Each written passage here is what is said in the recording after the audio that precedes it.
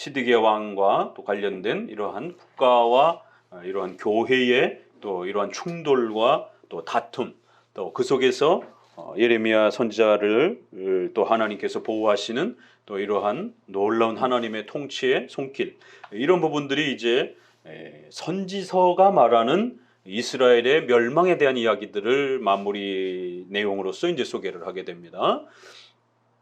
이미 역사서에서 열왕기 하에서 다뤘고, 또 포로에서 돌아온 후손들을 향해서 우리의 선조들이 왜 바벨론으로 잡혀갔는지, 그래서 그 이유를 역사를 소개하기 위해서 역대하에서 똑같은 내용을 바벨론에게 멸망하던 그 시절 이야기를 역대하에서 한 번 더 합니다. 그리고는 선지서에서 그걸 선지자적 관점에서 바벨론이 침략을 하고 시드기야 왕이 남유다의 마지막 왕으로 멸망해가는 그 마지막 국가의 멸망의 그 모습을 선지자적 관점으로 다시 한번 또 소개를 합니다. 이렇게 시드기야 왕이 586년에 바벨론에게 멸망하는 이러한 사건이 열왕기 하에서 한번 소개가 되고 역대 하에서 한번 소개가 되고 이렇게 예레미야에서 또 한번 소개가 됩니다. 우리가 복음서를 4번이나 반복하는 것처럼 구약도 같은 그 역사의 내용들을 이렇게 3번이나 반복하는 이런 모습을 보게 됩니다. 반복하는 이유는 2가지입니다. 하나는 기억에 대한 문제, 그래서 계속적으로 중요한 역사와 내용들은 자꾸 반복해서 소개를 합니다. 또 하나는 그 마지막 멸망에서 가르쳐지는 하나님의 그 계시의 뜻이 아주 중요한 내용이 있다는 것이. 그래서 그것을 복음서의 예수님의 십자가의 장면을 4저자가 4번에 걸친 다양한 관점들을 소개하면서 그 풍성함을 드러내주는 것처럼 586년의 남유다의 멸망은 이스라엘 백성들에게도 충격적인 사건이었지만 하나님의 백성들이 이방인들의 손에 의해 완전히 전멸이 되는 이러한 그 처참한 장면은 교회사 역사 속에 또 그 이스라엘 역사를 우리가 믿음의 조상으로서 아브라함의 또 그 신앙을 함께 따라가고 있는 오늘날 기독교인들에게도 이렇게 구약의 교회였던 이스라엘 백성들이 어떤 이유 때문에 이방인의 손에 의해서 전멸되는 이러한 사건은 우리 크리스천들에게도 어마어마한 충격적인 사건이 될 수 있는 것입니다. 그럼 거기에 뭔가 중요한 의미가 담겨 있다는 것이죠.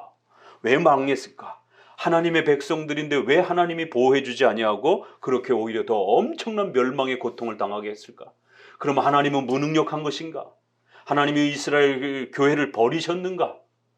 이런 궁극적인 신론에 대한 질문도 당연히 던져지게 되고요. 그럼 하나님은 전능하신 하나님이라면 왜 이스라엘 백성들에게 멸망을 허락하셨는가? 그 멸망에는 어떤 목적이 있는 것인가? 그랬을 때에 또 오늘 우리 시대에도 하나님께서 전능하시기 때문에 이 멸망이 결코 우연히 일어난 일이 아닐 텐데 분명히 하나님께서 이 멸망을 통해서 가르치고자 하셨던 중요한 교리적 내용이 있단 말이에요. 그 내용은 오늘 우리 시대에게도 역시 하나님이 교회를 징계하실 때, 특별히 오늘날처럼 이렇게 코로나의 고통과 아픔 속에서 교회가 자유롭게 예배를 드리지 못하는 이런 엄청난 고통을 겪고 있는 이러한 정말 한국 교회 역사상 경험해보지 못한 이런 아픔들, 또 이후에 한국 교회가 이 코로나의 대처에 대한 이런 아주 거친 이러한 그 모습 때문에 앞으로 코로나가 끝나고 난 이후가 더 문제입니다. 과연 한국 사회가 교회를 어떤 눈으로 바라볼 것인가? 그럴 때의 코로나 전과 같은 그런 대우를 이젠 더 이상 교회가 기대할 수 없는 형편이 되어버렸습니다. 특별히 방역과 관련된 이러한 거친 이러한 저항과 몰상식하고 또 아주 반사회적인 여러 가지 그런 행동들이 특별히 교회를 통해서 쏟아져 나오는 그런 행동들을 연일 TV를 통해서 지켜만 봐야 했던 수많은 시민들이, 물론 거긴 여러 가지 정치적 이유도 있고 다양한 이유가 있지만 어찌됐든 중요한 건 그 각각 개인의 시민의 눈에 비친 교회의 그러한 몰상식하고 반사회적인 이런 아주 거친 자신들의 양심의 자유 때문에 마치 함께 살아가는 그런 많은 일반 시민들의 생명을 위협하는 이런 크리스찬들의 행동이 과연 정당한 것인지에 대한, 그럼 과연 이 땅에 교회가 있어야 되는가에 대한 이런 아주 심각한 고민들을 이제 우리는 사회로부터 코로나 이후에 엄청난 이제 우리는 충격을 또 계속적인 그러한 또 눈총과 아픔들을 겪게 될 것입니다. 한국 기독교는 코로나 전과 후로 앞으로 나눠지게 될 것입니다. 그만큼 근 2년 가까이의 이 코로나 사태 아래에서의 교회는 굉장히 중요한 신학적 과제와 문제들을 우리에게 던졌고, 이거를 해결하지 못해서 각 교단마다 우왕좌왕하고 엄청난 혼란을 겪으면서 성도들의 생명과 또 시민사회의 또 이런 생명과 또 다양한 이런 위협들이 직면한 이 상태를 어떻게 풀어내야 될지 몰라서 더 큰 혼란을 가중시키는 이러한 고통들을 우리는 근 한 2년 동안 맛보는 지금 상황에 있습니다. 자, 이러한 교회와 국가의 충돌과 갈등, 또 그 시대의 일반 백성들이 예레미야 선지자를 바라보면서 참된 신앙과 교회를 바라보는 그 거친 그러한 그 시선들, 이런 부분들이 오늘 우리가 겪고 있는 이러한 그 고통 못지않게 역시 예레미야도 이 멸망해가는 그 마지막 국가의 시점에 왕과 고위 관료들과 예레미야가 충돌을 하고, 거기에서 정치적인 그런 갈등과 또 하나님의 뜻 앞에서 무엇을 선택해야 될 것인지에 대한 엄청난 갈등과 고민 앞에서 결국 끊임없이 괴로워하고 혼돈 가운데 있는, 그럴 때 백성들은 우왕좌왕하는 이러한 그 혼돈의 무질서의 모습들이 우리 눈앞에 펼쳐지는 것이. 그래서 우리는 이러한 예루살렘의 이러한 이스라엘의 남유다의 멸망의 이 마지막 사건을 특별히 선지서적 관점에서 들여다볼 때는 조금 더 다른 관점이 있다라고 앞부분에서 거듭거듭 말씀을 드렸습니다. 그래서 열왕기 하는 좀 더 역사적인 그 내용을 차분히 서술해가는 그런 내용이라면, 역대하는 포로에서 돌아온 상태에서 후손들에게 우리가 왜 포로로 잡혀갔다 왔는지 절대 잊지 말라라고 각성시키고 교훈을 주는, 그래서 자자손손 대대로 우리가 왜 바벨론에게 포로로 잡혀갔다 왔는지 절대로 잊지 말아라. 하나님 말씀 안 지켜서다. 간단한 겁니다. 하나님과의 언약을 깼기 때문이다. 그런 이야기들이 많이 나와요, 역대하에서는. 그래서 우리가 유월절에 대한 요시야의 개혁에 대한 부분들도 열왕기 하에서는 그 유월절 이야기가 비중 있게 많이 다루진 않습니다. 그냥 기본적인 내용만 다룹니다. 그러나 역대하에서는 우리가 어떻게 해야만 살 수 있는지 그 근원적 원인에 대해서 유월절을 아주 상세하게 다룹니다. 한 장 전체를 다 이렇게 소비해가면서 서술해가면서 엄청난 양들을 열왕기 하보다 더 많은 양의 유월절을 어떻게 구체적으로 지켰는지들을 아주 자세하게 다룬단 말이에요. 그러니까 이런 것처럼 포로 전과 포로 후에 돌아왔던 그 서술 내용이 같지만 또 풍성함의 차이가 있는 거예요. 그리고 선지서에서는 그 같은 멸망의 역사를 선지자적 관점에서, 특별히 선지자적 관점이란 하나님의 말씀을 잘못 적용한, 자기들은 옳다고 적용했는데 선지자적 관점에서 봤을 때 그건 하나님의 말씀을 남용한 거예요. 모자르게 적용한 거예요. 이런 부분들을 짚어주는 겁니다. 그래서 어떨 때는 막 의욕이 앞서가지고 나라를 지켜야 되겠다라고, 바벨론과 싸워야 되겠다라고 과거의 그 국가 간에 대한 말씀을 잘못 남용을 해서 이번에도 그렇게 바벨론과 싸워서 나라를 지켜야 되는 것 아닌가? 이런 잘못된 남용에 대한, 과욕에 대한 이런 부분들이 책망을 받는 것이. 그래서 하나님의 말씀에 순종한다는 게 과연 무엇인가? 남용이, 과욕이 문제가 될 수도 있다는 사실을 우리는 예레미야 후반부에서 보게 됩니다.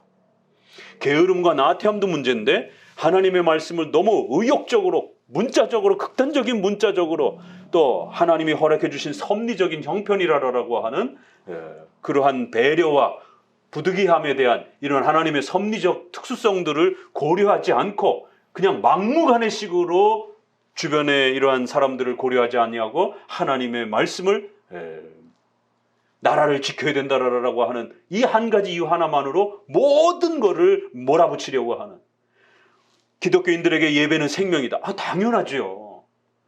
예배의 본질은 현장 예배다. 당연하지요. 그렇지만 부득이한 경우가 발생됐을 때는 어떻게 할 건가?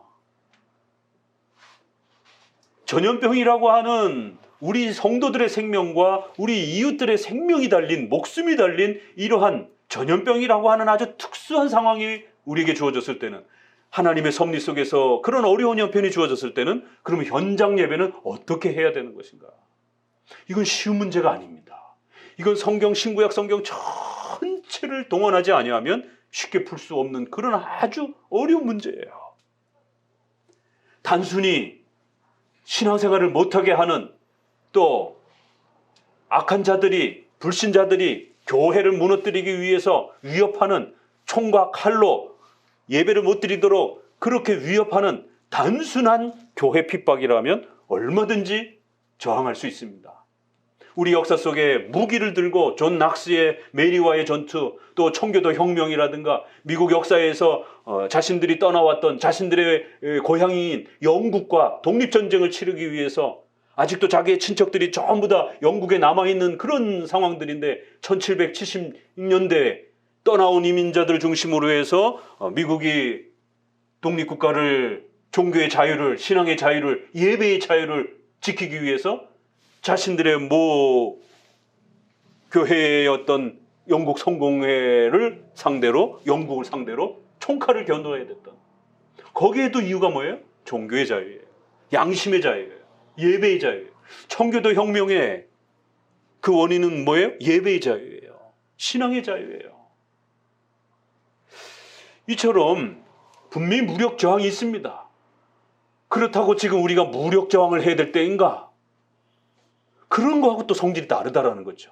전염병이라고 하는 그 상황이란 말이에요. 우리의 예배를 파괴하고 우리의 신앙을 짓밟고 이러한 어떤 폭력적인 신앙을 막는 그런 어떤 대상이 아니라, 성도들도 죽을 수가 있고 시민도 죽을 수 있는, 목사님도 죽을 수가 있는 전염병이라고 하는, 모두가 다 해당이 되는 그러한 전염병이라고 하는 이 특수 상황이 주어졌을 때, 그럼 과연 현장 예배는 어떻게 되는 건가? 전염병이 주어지든 뭐하든, 자연재해가, 폭우와 또 뭐 폭설이 쏟아지든 말든 간에 무조건 현장에 있어야 되는 것인가? 어떻게 될 것인가? 예배의 자유, 양심의 자유라고 하는 그 주제 하나 때문에 이런 과격한 적용들을 해도 되는 것인가? 거기에 한 번 모임으로 다 죽어요. 그 위험을 감수해야 되는 것인가? 아니면 그 한 번 모일 그 자유를 좀 더 포기하고, 폭우라든가 또 어떤 그런 산사태라든가 또 어떤 그런 자연재해라든가 또 질병의 어떤 시기가 좀 더 지나갈 때까지 좀 더 그 예배의 자유와 신앙의 자유를 조금 조절하고, 조금 아쉽지만 그런 부분들을 양보하는 그런 부분들이 과연 배교인가? 과연 그런 것들이 신앙이 없는 행위인가? 과연 그러한 것들이 국가의 이러한 부분들과 비겁하게 우리가 수긍하는 것인가? 어떻게 해석해야 될 거냔 말이에요. 이게 전염병 문제이기 때문에. 그래서 때로는 과욕, 남용이, 예배의 자유라고 하는, 신앙의 자유라는 것도 아주 중요한 원리지만, 그것이 하나님이 주어진 그 특별 섭리와 특별한 경우들을, 부득이함을 해석해내지 않으면서 적용하게 되면 율법주의가 되고, 결국 마태복음 12장에 있는 것처럼 하나님은 제사를 원치 않는다라고 하는, 예배를 원치 않는다라고 하는 엄청난 파격적인 선언을 듣게 되는 거예요. 목숨을 걸어야 되는 예배를, 제사를, 구약의 제사를 하나님은 원치 않는다라고. 이런 말씀을 오늘 우리 코로나 사태에서 하나님은 이러한 형식적 예배를 원치 않는다라고 이렇게 듣게 될 때에 어떻게 해석할 것인가? 난 자비를 원하고 긍휼을 원하지, 나는 그러한 방식으로 어떠한 부득이함도 고려하지 않고 어떠한 예외적인 경우도 하나님의 섭리도 거부하는 그러한 무지막지한 방식으로, 율법주의적인 방식으로, 자기들의 종교적인 의욕을 표출하는 방식으로, 자기들의 종교적 그러한 야망을 지키기 위한 그런 목적으로 예배를 사용하는 그런 방식들에 대해서는 하나님은 예배를 원치 않는다라고 하는 엄청난 선언을 듣게 되는 것이에요. 성경엔 예배에 목숨을 걸어라라고 하는 표현도 있지만, 그러나 하나님은 예배를 원치 않는다라고. 이사야 1장 보세요. 성전 문 닫아 걸으라는 것이에요. 너네들 오는 그 예배 재물 다 싫다라는 겁니다. 누가 저 문을 걸어 잠갔으면 좋겠다라는 거예요. 저들의 예배가 지긋지긋하다라는 것입니다. 예배 못 드리게 하라는 것이에요. 말라기서 보세요. 저들의 재물을 드리고 받은 그 똥으로 그냥 다 발라버렸으면 좋겠다라는 것이. 얼마나 거친 표현들이. 저들의 예배와 제사 행위를 막으라는 거예요. 못 드리게 하라는 것이에요. 진절머리가 난다라는 거예요. 하나님께서. 어떤 이유 때문에 그러시는 것인가? 그들은 예배에 드리기 위해서 어마어마한 열정과 열심을 막 쏟아내고 있는데 이사야와 말라기서와 이러한 예레미야에서는 저들의 예배를 중단시키게 하라는 거예요. 예레미야도 우리 얼마 전에 성전 앞에 서서 여호와의 성전이라 성전이라 외치지 말라라는 것이에요. 듣기도 거북하다라는 거예요.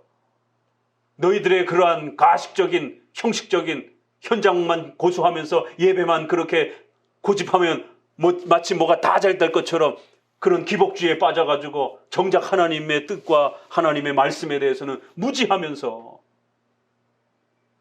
결국 예배 잘 드리면은 잘 먹고 잘 사는 것처럼 이런 기복주의가 팽배한 이 시대의 모습들을 책망하는 거예요. 그럼 오늘 우리는 어떤가? 과연 우리가 그렇게 현장에 목숨을 걸고 매달리는 그 이유가 어디 있는 것인가 도대체? 이스라엘 백성들이 선지자로부터 책망받은 것처럼 잘 먹고 잘 살기 위한 예배 잘 드려야 하나님 앞에 잘 먹고 잘 산다라고 하는 이런 기복주의의 야망 때문은 아닌 것인가? 솔직해져 보자라는 것이에요. 현장 예배 허락해주면 그때부터 정말 우리 선조들처럼 오직 성경에 매달려서 성경 1시간, 2시간씩 강의 설교 듣고 500년 동안 지켜온 소요리문답, 하이델베르그 요리문답 달달달달 암송하면서 교리문답 공부해. 가톨릭은 적어도 3시간씩 합니다. 교회에서 1시간, 주간 동안에 신부에게 또 1시간, 집에 가서 부모에게 1시간, 일주일에 3시간씩 의무적으로 교리문답 공부를 해야 됩니다. 개신교는 다 잃어버렸어요. 어디에도 교리문답 공부하는 데 없어요. 우리 종교개혁자들이 오직 성경 외치면서 그 성경을 가르치기 위해서 성경을 요약해 놓은 교리문답을 우리 손으로 다 버렸단 말이에요. 그러면 가톨릭의 2배는 해야 될 것 아니겠어요? 가톨릭으로부터 종교개혁을 했는데.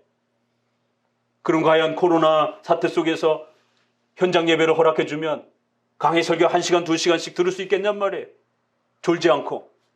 교리문답 5시간, 6시간씩 공부해낼 수 있겠냔 말이에요. 애들 학원 안 보내고 앉혀놓고 1시간, 2시간씩 공부시킬 수 있겠냔 말이에요. 부모들 스스로가 애 학원 빠지면 학력 떨어질 텐데 전전긍긍하는 거예요. 크리스천 부모들도. 학원 보내는 시간은 안 아까우면서 교리 공부하는 시간은 아까워하는 이런 사태가 벌어지는 것이죠. 그럼 과연 교회가 1년에 한두 번 할까 말까 한 성찬을 더 확장해서 성찬을 늘리겠느냐 말이에요. 근본적인 물음을 물어야 되는 것입니다. 자, 그래서 이처럼 선지서에서는 과욕하며 남용하는 적용도 문제 삼은 거고 또 모자르게 지키는 방식에 대해서도 과감하게 적용을 하면서 뭐가 문제인지를 왜 멸망하게 됐는지를 그들은 하나님의 말씀을 때로는 과욕하면서 잘 지킨다고 지켰는데 책망을 받고 또 어떨 때는 다 빼먹고 이거 빼먹고 저거 빼먹고 모자르게 그렇게 또 지켜서 책망을 받고 이런 방식으로 결국 선지서는 예루살렘의 멸망에 대한 이유와 원인을 다른 관점에서 아주 구체적으로 그렇게 또 원인이 무엇인지를 풀어가는 것을 보게 됩니다. 자, 특별히 이제 우리가 37장부터 좀 더 이제 구체적으로 예레미야와 국가의 이 왕의 갈등의 마지막 모습이 이 역대하 열왕기 하에서는 선지자가 하는 이야기들이 많진 않아요. 벌써 그런 게 차이가 나는 겁니다. 그 전체 사건을 기술하는데 좀 더 집중을 해요. 근데 당연히 선지서니까 어떻게 하겠어요? 선지자의 생각과 선지자의 마음과 선지자의 그 생각들이 훨씬 더 많이 소개가 됩니다. 이제 그러한 차이들을 이렇게 비교해 가면서 같은 내용이지만 선지서가 가지고 있는 또 그런 풍성함들을 이렇게 맛보면서 특별히 국가와 교회의 이 충돌과 갈등 속에서 우리가 국가관이라고 하는 아주 중요한 부분들을 구약을 통해서 또 함께 맛볼 수 있는 좋은 또 본문이 됩니다. 그렇지만 이 본문은 아주 특수한 형태로 임시적으로 바벨론에게 항복하라라고 하는 이러한 독특한 하나님의 특수한 섭리적 뜻이 제시가 되었기 때문에 이거를 모든 시대에다가 그 형편을 적용할 수는 없는 것입니다. 국가간에 대한 본질적인 내용은 우리가 오늘날도 받을 수가 있어요. 정교 분리의 원칙. 국가에는 두 가지, 저항할 수도 있고 복종해야 된다라고 하는 국가와 교회와 관련해 있어서는 정교 분리의 원칙. 좀 더 좋은 표현은 정교 구분의 원칙, 상호협조 이렇게 표현할 수 있는 것이죠. 그래서 국가와 관련해서는 교회를 핍박할 땐 저항해야 되고 그렇지 않을 때는 순종해야 되는, 순종과 저항이라고 하는 이 두 가지 기본 원칙, 영역 주권, 이런 표현들이 잘 고려되어져야 합니다.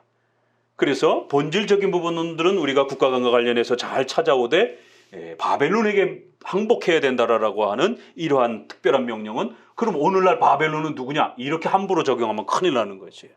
일제시대 때에 이러한 기장계열의 조선신학교의 김자준 목사라든가 지금 기장교단의 이러한 선조들이 총독부와 결탁을 해가지고 결국 국가적 교회, 국가의 다스림을 받는 그런 형태로의 교회를 취하면서 결국 일본 군대를 위한, 일본 국가를 위한 그런 교회처럼 존재를 하는 그런 형태로 친일적인 행동들을 하면서 결국 이 예레미야서를 그렇게 적용한 잘못들을 앞서서도 여러 번 말씀을 드렸습니다.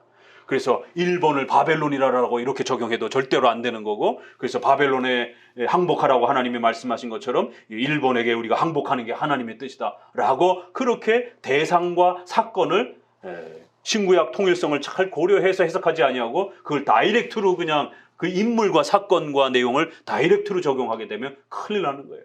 그럼 그 시절에는 일본이었지만, 그럼 오늘 우리 시대가 또 예레미야를 읽을 때 오늘 우리에게 바벨론은 그럼 또 누굽니까? 그러면 이제 이 구절을 갖다가 바벨론에 항복하라 이거를 또 진보적인 그러한 성향의 그런 목회자들은 문재인 정부가 또 바벨론이다라고 또 이렇게 정치 갈등 안에서 보수와 진보의 갈등 안에서는 또 그런 식으로도 적용해낼 수 있는 겁니다. 얼마든지.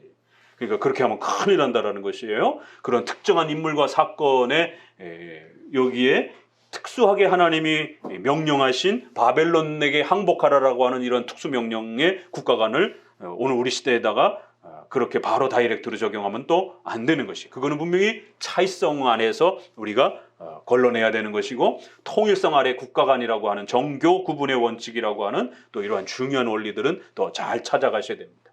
그러니까 왜냐하면 예레미야가 성경 전체의 국가관을 다 담아내는 건 아니기 때문에 그런 거예요. 그러니까 국가관의 중요한 교리에 있어서 예레미야는 요 한 10% 20%를 다룰 수 있는 겁니다. 여러 군데 국가관들이 성경에 소개가 되고 있으니까. 그래서 우리가 정교 구분의 원칙이라고 하는 이 큰 틀 아래에서 예레미야가 소개하는 국가관은 어느 정도 또 이렇게 소개가 되고 있는가, 또 그런 부분들을 잘 찾아가시면 되는 겁니다. 자, 37장에는 38장과 거의 같은 내용이 두 번 반복해서 소개가 됩니다. 그래서 이게 연속된 어떤 다른 사건인지 아니면 같은 사건인지에 대해서 학자들마다도 조금 이렇게 분분해요. 근데 거의 같은 인물, 같은 어떤 이 핍박의 모습, 또 예레미야가 고통당하는 그러한 그 구덩이에 갇혀서 사경을 헤매는 그런 장면들이 거의 이렇게 비슷한 내용들이 소개가 되기 때문에 같은 내용이 두 번 반복하면서 좀 더 또 강조점을 달리하면서 이렇게 소개하는, 선지서는 시간 순서대로 진행되지 않습니다. 주제별로. 그래서 뒤에 사건을 주제를 맞춰서 앞에다가 갖다가 연결을 하기도 하고, 앞에서 일어난 사건을 저 뒤에다가 배치를 하기도 하고, 그래서 시드기야가 마지막 왕인데 갑자기 앞쪽에서도 등장했다가 또 저 뒤쪽에서도 등장했다가 여호야김 왕이 더 나중에 등장을 하기도 하고, 막 이렇게 뒤섞여 가지고 주제별로 정리가 되는 것을 보게 돼요. 그래서 37장 38장은 아주 독특하게 같은 내용이 다른 관점에서 좀 더 두 번 걸쳐서 반복적으로 설명이 되어지는 또 그러한 모습도 보게 됩니다. 자, 요시 아들 시드기야가 선지자 예레미야에게 하신 말씀을 이제 듣지 않는다 이러면서 계속 앞부분부터 하나님의 말씀을 듣지 않더라라고 이제 이렇게 경고해왔던 이제 그 내용들을 계속 좀 더 이어갑니다. 그러면서 너는 우리를 위하여 하나님 앞에 기도하면서 하나님이 뭐라고 말씀하시는가 좀 알려다오 이러면서 또 시드기야 왕이 조금 또 이제 어려워지니까 예레미야의 도움을 요청하는 것을 보게 됩니다. 하나님이 우리를 도와주실까? 안 도와주실까? 걱정이 되는 거죠. 그러자 5절을 같이 한번 읽어봅니다. 5절 바로의 군대가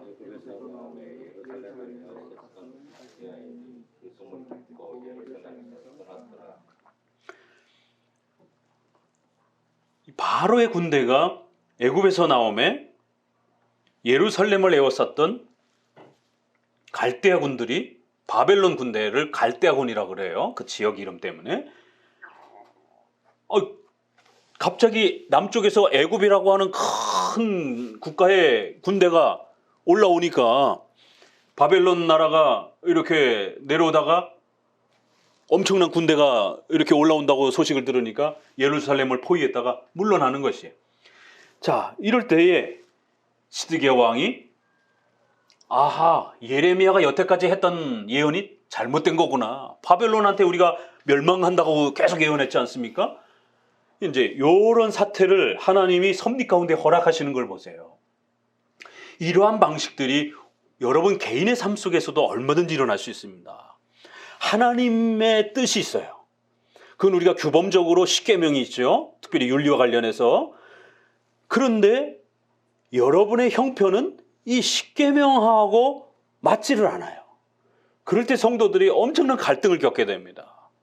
이건 뭐요? 하나님의 말씀대로 했더니만 일이 잘 안 풀리네? 오히려 하나님의 말씀대로 안 했더니만 일이 잘 풀리네? 이럴 때 성도들도 갈등하게 됩니다. 그러면 십계명에 어긋나는 쪽으로 선택을 하게 돼요. 이럴 때 조심하셔야 됩니다. 이럴 때 하나님이 섭리 가운데 여러분들이 어떤 선택을 하는가 테스트하십니다. 분명히 지금까지 계속해서 바벨론이 쳐들어와서 너희들을 포위할 거고 그래서 너희들은 멸망할 것이다 라고 불순종 때문에 계속 경고했는데 느닷없이 바로의 군대가 남쪽에서 올라오기 시작하는 거예요. 대군이. 그러니까 바벨론 군대가 철수를 합니다. 그러니까 시드기야 왕이 옳거니 예레미야가 틀렸구나. 여태까지는 예레미야가 뭐 잘 말했을지라도 이번에는 틀렸다. 하나님이 그래도 남유다를 하나님께서 지켜주시겠구나. 다윗의 왕조를 지켜주시겠구나. 이런 희망을 갖게 되는 것이. 이게 잘못된 희망인데 결국 성도는 선지자의 말을 안 들으니까 바벨론 군대가 물러가는구나. 이거 만약에 빨리 선제적으로 항복했더라면 큰일 날 뻔했네. 선지자 말씀 들었다가 순종하고 항복했다가 큰일 날 뻔했구나. 이런 왕의 이런 정치적 선택의 갈등이 이제 이렇게 고민스러운 모습을 보게 됩니다. 그러자 7절에 이제 예레미야 이스라엘 하나님 나 여호와가 이같이 말하노라 너희를 보내어 내게 구하게 한 유다 왕에게 이르라. 예레미야에게 가서 왕을 보고 다시 얘기해 주라는 거예요. 너희를 도우려고 나왔던 바로의 군대는 자기 땅 애굽으로 돌아가겠고 갈대아인이 다시 와서 이 성을 쳐서 취하여 불사르리라. 그러니까 정치적으로는 분명히 지금 좀 자유를 얻었어요. 그리고 예레미야의 말에 순종을 안 하니까 하나님의 말씀에 순종을 안 하니까 좀 형편이 나아졌어요. 참 이럴 때 갈등됩니다. 목사님하고 이렇게 여러분의 개인적인 삶을 목사님이 또 권면하고 이렇게 하나님의 이것이 뜻입니다. 하나님의 말씀을 또 우리가 잘 힘들고 어렵지만 순종하면서 갑시다. 그래서 처음에 막 순종하려고 했는데 조금 어려워요, 형편이. 그래서 반대로 선택을 했더니만 일이 잘 되는 거예요. 재정 문제도 좀 해결이 됐어요. 회사 문제도 좀 해결이 됐어요. 또 가족 문제도 좀 해결이 됐어요. 야, 목사님 말씀 안 듣기를 천만다행이다. 이런 경우들이 우리의 삶 속에서도 늘상 일어납니다. 그럴 때 하나님이 테스트하십니다. 여러분의 믿음을, 여러분의 선택을. 십계명이라고 하는 절대적인 하나님의 뜻과 여러분의 삶에 주어진 그 형편이 충돌을 할 때 어느 쪽을 선택할 것인가에 대해서 하나님이 테스트하십니다. 그런 테스트를 통해서 우리의 믿음이 더 성장해 가도록 훈련하시는 것이에요. 그래서 예레미야에게 다시 한번 권면을 가서 주라. 잠깐 애국 군대가 나왔다고 힘을 걸지 말라라는 거예요. 반드시 그 왕은, 애국 군대의 왕은 다시 애국으로 돌아갈 거라는 거예요. 갈 때가 다시 돌아와서 너희를 반드시 쳐서 멸망시킬 거라는 거예요. 그런데 지금 현실은 애국 군대가 올라오고 있고 바벨론 군대가 철수하고 있단 말이에요. 여러분이 왕이라면 여러분 어떻게 할 거냔 말이에요. 여러분의 주변 사람들, 가족들 적용을 해보세요. 왕이 혼자만 국가를 운영하는 게 아니잖아요. 고위 관료들이 또 있잖아요. 그럼 그 고위 관료들은 어떻게 설득할 것인가? 아유, 왕은 무슨 소리입니까? 지금 바벨론 군대가 물러가고 있는데 애굽하고 친분을 맺어가지고 갈대아를 우리가 막아야죠. 무슨 소리냐고. 왜 바벨론에게 항복하라고 그럽니까? 정치적으로도 또 반대를 하면 어떻게 설득할 건가? 그러면 예레미야 선지자의 말에 순종할 것인가? 아니면 정치적인 어떤 혜택을 생각할 것인가? 십계명 하나하나와 관련해서도 여러분이 재정의 원칙을 따르려고 할 때, 또 8계명, 7계명, 결혼의 이런 원칙을 따르려고 할 때 반대로 선택을 하면 훨씬 더 좋은 조건이 주어지는 이런 상황이 주어지면 어떻게 할 것인가? 참 그럴 때 갈등됩니다. 그런데 하나님이 꼭 그런 형편을 만들어 놓으십니다. 그냥 하나님은 우리의 등을 막 떠밀듯이 강제로, 억지로 이렇게 우리를 통치해 가시지 않는다라고 말씀을 드렸어요. 반드시 보존, 협력, 통치. 그래서 창조 질서를 사용하는 방식, 여러분이 자원하여서 여러분이 좋아해서 선택하는 방식, 그리고 갑자기 외부에서 사건과 인물이 그렇게 주어지는 것이. 지금 우리도 외부에서 이렇게 갑작스러운 일들이 또 이렇게 교회 안에 주어져서 우리가 함께 또 그런 일들을 함께 기도하면서 또 함께 고민하면서 또 함께 도와가면서 또 그렇게 협력하고 있는 것이. 작년에는 전혀 우리가 생각지 못했던 그런 일들입니다. 올해도 또 우리가 어떤 일을 만날지, 우리 성도들 안에 어떤 분이 또 이 신앙 공동체 안에 들어오게 될지 아무도 모르는 것입니다. 그는 하나님이 통치, 기적적으로 갑자기 그렇게 주시는 것이. 그럼 또 우리가 그걸 하나님의 뜻으로 알고 또 잘 대처하면 되는 것이. 보존, 협력, 통치. 자, 그럴 때 반드시 여러분에게도 그러한 갑작스러운 일들을 하나님이 허락하셔서 여러분이 어떻게 그거를 의연하게 대처해 가는가 또 테스트하시고, 또 갈등이 되는 또 요소를 하나님이 허락해 놓으셔서 A를 선택할 건가 B를 선택할 건가 아주 정말 밤을 자면서 밤잠 못 자면서 갈등하고 아까워하고 이거를 잡자니 이게 아깝고 이거를 잡자니 이게 아깝고, 이런 둘 다 잡자니 안 잡힐 것 같기도 하고 이러한 어떤 그 갈등 속에 두게 되십니다. 그리고 또 하나는 창조적 보존의 법칙 아래에서 여러분이 얼마나 충실하게 이런 사회적 질서, 자연의 질서와 이러한 그 우리에게 준 하나님의 창조적 질서를 나태함과 게으름 없이, 학생은 열심히 공부해야 되는 거고, 청년들은 또 열심히 결혼에 이러한 부분들을 책임져야 되는 거고, 또 가정을 가진 사람들은 열심히 가정을 또 노동을 통해서 꾸려가야 되는 이런 창조적 의무와 책임을 나태함과 게으름 없이 얼마나 최선을 다해서 여러분들이 충실하게 그렇게 성실하게 삶의 책임을 감당해내는가, 이것도 또 테스트하시는 것이. 그래서 나태하고 게으른 자들에게는 반드시 그 대가를 받게 하시는 겁니다. 성실하고 열심히 살아가는 성도들에게는 또 그 혜택을 주시는 것이. 이 세 가지가 항상 이렇게 조화를 맞춰서 섭리 안에서 여러분의 삶을 다스려 가십니다. 자, 그럴 때 역시 시드기야에게도 아주 또 새로운 하나님의 테스트가 주어집니다. 그래서 예레미야를 통해서 절대 흔들리면 안 된다 라라라고, 바벨론에게 항복하는 게 사는 길이다. 애굽 기대하고 애굽에 의존하지 말아라. 반드시 바벨론에게 항복하라라고 다시 권면합니다. 그러자 11절에 갈대인의 군대가 바로의 군대를 두려워하여 예루살렘을 떠나매.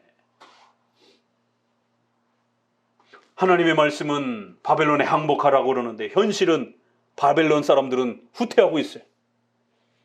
또 다시 한 번 더 강조를 하죠. 그런 상황 속에서 이제 예레미야가 베냐민 땅에서 백성들 가운데 그 분깃을 받으려고 이렇게 예루살렘을 떠나 그리로 가려 하는데, 셀레마의 아들인 이리야라 하는 문지기의 우두머리가 선지자를 발견을 하고 저것 봐라, 맨날 우리나라 망한다라고 그렇게 저주나 정죄나 선언하던 저 선지자네, 옳거니 저 반역자구나 하고는 예레미야를 잡습니다. 그래 놓고는 뭐라고 제목을 붙여놨어요? 13절에 갈대인에게 항복하려고 한다. 군사정보 빼돌리려고 한다. 이거 반역죄로 그렇게 모함을 했습니다. 그러자 결국 15절에 보니까 방백들이, 고관들이 노하여 예레미야를 때려서 서기관 요나단의 집에 가두었으니 이는 그들이 이 집으로 옥을 삼았더라. 결국에는 정치를 하는 이러한 고관들이, 방백들이, 지도자들이, 위정자들이 결국 예레미야를 모함죄로, 반역죄로 모함을 해서 결국 그렇게 예레미야를 감옥에 가두는 것을 보게 됩니다. 16절에 예레미야가 톡을 옥 음실에 들어간 지 여러 날 만에 시드기야 왕은 계속 갈등을 하는 거예요. 이거 어떻게 해야 되는가? 정치적으로 이 바벨론과 바벨론과 애굽 중 누구를 선택해야 될 것인가? 어느 쪽에 협력해서 정치적으로 이렇게 독립을 얻어야 될 것인가? 그러면서 또 하나님의 뜻은 여전히 또 궁금해하는 것이, 진정으로 순종하기 위한 궁금함이 아니라 호기심적인 자신의 욕구를 충족시키기 위한, 결국 그러한 욕망으로 하나님은 뭐라고 말씀하시느냐라고 하면서 여호와께로부터 받은 말씀이 있느냐라고 하면서 예레미야를 데리고 와서 묻습니다. 그러자 18절에 예레미야가 다시 시드기야 왕에게 이르되 내가 왕의 신하에게나 이 백성에게 무슨 죄를 범하였건대 나를 옥에 가두었나이까? 바벨론 왕이 와서 왕과 이 땅을 차지하지 아니라 하리라고 예언한 왕의 선지자들이 이제 어디 있습니까?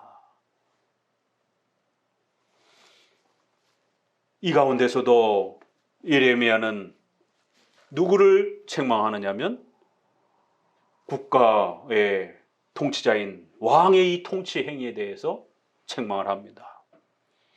예레미야는 이 시대의 교회를 대표하고 있는 또 그런 성질이 있는 것입니다.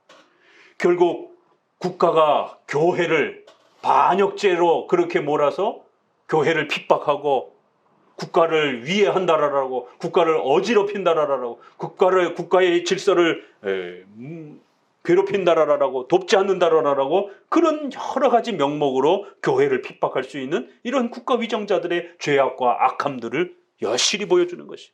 예레미야는 큰 틀에서 뭐라 그랬죠? 죄관이라 그랬어요.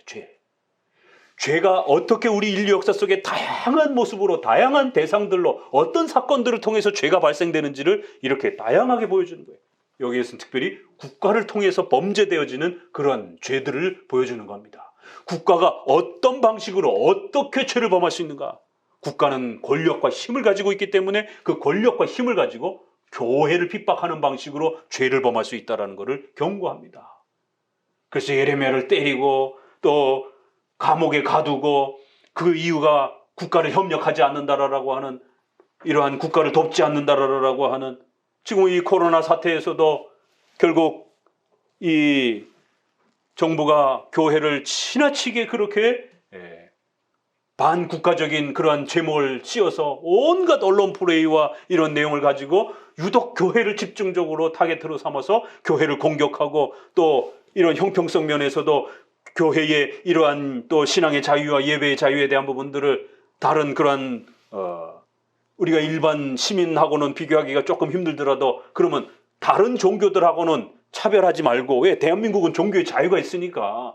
그러면 최소한 가장 대표적인 불교, 천주교, 기독교 이 세 개의 그러한 그 종파가 가장 크니까, 그러면 적어도 국가의 그러한 헌법 취지에 맞게 이 종파를 있는 그대로 같은 방식으로 대우한다라면 더더욱 우리 교회 편에서는 또 훨씬 더 국가의 이러한 정책에 대해서 존중할 수 있는데, 유독 교회에만 더 이렇게 집중적으로 핍박을 하는, 다른 이런 그 종파라든가 이런 곳에서 감염이 되면 법으로 상호라든가 개인의 신상이라든가 이런 걸 절대로 공개 못하게 돼 있어요. 누가 걸렸는지 이런 부분에 대해서. 근데 교회는 아주 이름까지, 교회 이름까지, 목사 이름까지 다 그냥 막 이렇게 언론에다가 공개를 시키면서 마치 교회가 그 주범인 것처럼 이렇게 플레이를 하는 이런 부분 분명히 문제가 있습니다. 이런 부분들은 우리가 반드시 또 합법적으로 저항하면 돼요. 그렇다고 해서 또 우리가 불법을 저지르면서 또 악을 행하면서 저항하는 건 또 그건 또 다른 문제입니다. 우리가 피해를 입었다라고 해서 또 우리도 피해를 입히면서 저항을 해야 되느냐? 그건 또 다른 문제라는 것이에요. 그래서 반드시 우리의 불평등한 문제가 있다라면 합법적인 범위 안에서 또 우리가 법을 이용을 해서 얼마든지 또 저항할 수 있는 또 그런 부분이 있는 것이에요. 자, 그럴 때 이처럼 분명히 국가가 범죄할 수 있는 그 죄악이란 그 힘을 가지고 교회를 핍박하고 교회를 반국가적인 이러한 모함을 걸어서 끊임없이 교회를 위해하고 협박하게 되면 어떤 일이 벌어질 수 있는가에 대해서 결국 이제 우리가 39장에 그 교회를 핍박했던 왕 시드기야, 자기 눈앞에서 자기 자식들이 산채로 땅바닥에 패대기 쳐 죽임을 당하고 자기는 눈이 빠지고 쇠사슬에 개처럼 포획이 당해가지고 질질 끌려가는 이러한 무서운 형벌을 받는 것을 보게 됩니다. 자고 이래로 지난 2000년 역사만 보아도 교회를 핍박하고 교회에게 무력을 행사를 하고 교회의 이러한 예배의 이러한 자유를 짓밟고 폭력을 행사한 그 어떤 정부도 무사하지 못했다라는 교회사를 우리는 세계 역사를 통해서 반드시 또 일반적 역사를 통해서도 교훈을 얻을 수 있다는 것이. 그래서 국가의정자들은 항상 조심하셔야 되는 것이. 왕에게 책망하면서 왕 옆에서 왕에게 아첨하면서 왕에게 아부하면서 온갖 기복주의만 설교하면서 잘 될 거라라고 그렇게 친정부적인 그런 발언을 하면서 하나님의 뜻을 무시하고 온통 어용 목사가 되어서 국가만을 위한 그런 존재인 것처럼 그렇게 설교하던 목사들 다 어디 갔느냐라고, 안 망한다라고 그렇게 말하던 목사들 다 어디 갔느냐라고, 하나님이 지켜주셔서 바벨론 다 쓰러뜨리고 이스라엘이 독립을 이룰 것이다라고 그렇게 설교했던 목회자들 어디 갔느냐라고, 왜 나에게 도움을 요청하느냐라고, 나는 핍박을 하면서 내가 당신들에게 무슨 잘못을 했길래, 우리가 국가에 대해서 어떤 잘못을 했길래 왜 교회를 핍박하시느냐라고 그렇게 저항하는 것을 보게 됩니다. 자, 그러자 그 다음 장면을 보니 그러면서도 또 저항하되 또 합법적으로 할 말은 또 하는 것이에요. 이런 부분들에서 우리가 저항과 복종이라는 게 어떻게 서로 조화를 이루어야 되는지를 또 배우게 됩니다. 오늘날도 마찬가지예요. 이게 어려운 게 어디까지 저항을 해야 되고 어디까지 순종을 해야 될 것인가. 왜요? 국가와 교회 문제에 있어서는 반드시 저항과 복종이라는 두 책임과 의무가 주어져 있기 때문에 그런 것이에요. 그러면서 신속히 책망할 땐 또 책망하지만 20절 이하를 보니까 어떻게 또 표현합니까? 내 주 왕이여 이제 청컨대 나를 들으시며 나의 탄원을 받으사 나를 서기관 요나단의 집으로 돌려보내지 마옵소서. 내가 거기서 죽을까 두려워하나이다. 이에 시드기야 왕이 명하여 예레미야를 시대뜰에 두고 떡 만드는 자의 거리에서 매일 떡 한 덩이씩 그에게 주게 하며 성중에 떡이 다할 때까지 이르느니라. 예레미야가 시대뜰에 머무느니라. 자, 여기도 보세요. 그렇게 호되게 책망을 하면서도 또 왕에게 요청하는 것이. 왜요? 그 정책과 형벌의 그 결정은 또 왕에게 달려 있으니까. 왕이여 요나단의 집으로, 왜냐면 거기는 이렇게 웅덩이이기 때문에 이제 38장에 보게 되면은 다행히 물이 없어서 그렇지 빠져 죽을 뻔했었던 그런 목숨의 위협을 겪는단 말이에요. 그러니까 그 요나단 집 그 감옥으로 다시 보내지 말아달라는 것이. 왜냐면 자칫 잘못하면은 죽을 수도 있다라는 것이. 우리가 생각하는 좀 선지자의 모습하고 많이 다릅니다. 이렇게 막 엘리야처럼 막 그 어마어마한 이렇게 또 엘리사처럼 막 기적을 행하고 막 이런 모습이 아니라 엘리야는 아주 연약한 모습으로 또 그 국가의 정책과 도움을 요청하면서 또 국가와 교회가 일정한 도움을 서로 주고받는 이러한 또 색다른 면을 우리에게 보여주는 것이에요. 그래서 시드기야 왕이 마음이 변했는지 이 요청 부분엔 들어서 결국 감옥을 옮기게 됩니다. 좀 더 좋은, 좀 더 그나마 뭐 감옥이 감옥이지만 그래도 조금 더 형편이 좋은 곳으로, 그리고는 양식이 떨어지지 아니하도록 양식을 계속 공급해 주는 것을 보게 됩니다. 이렇게 국가의 정책에 대해서 예레미야가 무조건 막 덤벼든 게 아니라는 것이에요. 분명히 할 말은 하고 또 불법적인 것은 분명히 지적을 해야 되지만, 또 그럼에도 불구하고 교회가 뭔가 가져야 될 어떤 권리를 무력이라든가 폭력으로 빼앗는 게 아니라 정당하게 왕에게 또 요청하고 그 왕에게 합법적으로 또 예절과 또 사회적 질서를 지켜가면서 그 왕에게 정책의 변화를 얼마든지 요청할 수 있다는 것이죠. 여기서 예레미야라고 왜 못하겠습니까? 하나님, 시드기야를 그냥 병이 들게 해주옵소서. 시드기야가 완전히 그냥 죽게 해주시옵소서. 그래서 선지자가 얼마나 무서운지를 알게 해달라고 왜 이렇게 기도 안 하겠냔 말이에요.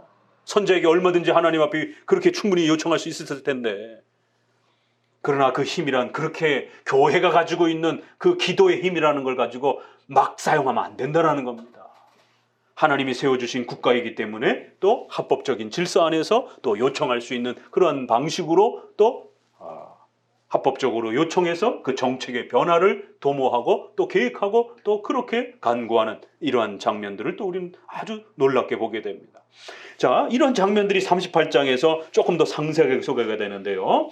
맏단의 아들 스바냐와 이런 여러 위정자들이 소개가 되면서 여호와께서 이같이 말씀하시기를, 이 성에 머무는 자는 칼과 기근과 연병으로 죽으리라. 그러나 갈대아인에게 항복하는 자는 살리니 그의 생명이 노량물을 얻은 것 같으리라.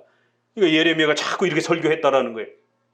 그래서 고관들이 아주 불쾌하고 나라가 망할 것이다라고 이렇게 자꾸 예레미야가 설교하니까 예레미야에 대해서 아주 불쾌감을, 백성과 방백들의 고관들의 죄를, 국가의 죄를 지적하니까, 교회가 국가의 죄를 지적하게 되면 왕과 위정자들은 불쾌감을 드러내는 이런 모습들을 보게 됩니다. 이게 국가라는 것이, 정말 그 교회의 바른 설교와 하나님의 뜻을 어긴 것에 대한 책망을 국가 위정자들이 잘 듣고 그걸 반영하고 또 교회를 해치지 않는 방식으로 정책을 잘 조율할 줄 알고, 그러면 복을 받는 것이에요. 그런데 국가는 바로 이런 면에서 자기 권력의 힘만 믿고 하나님의 뜻을 어기고 교회를 핍박하는 이런 또 악한 죄를 범할 수 있다는 것입니다.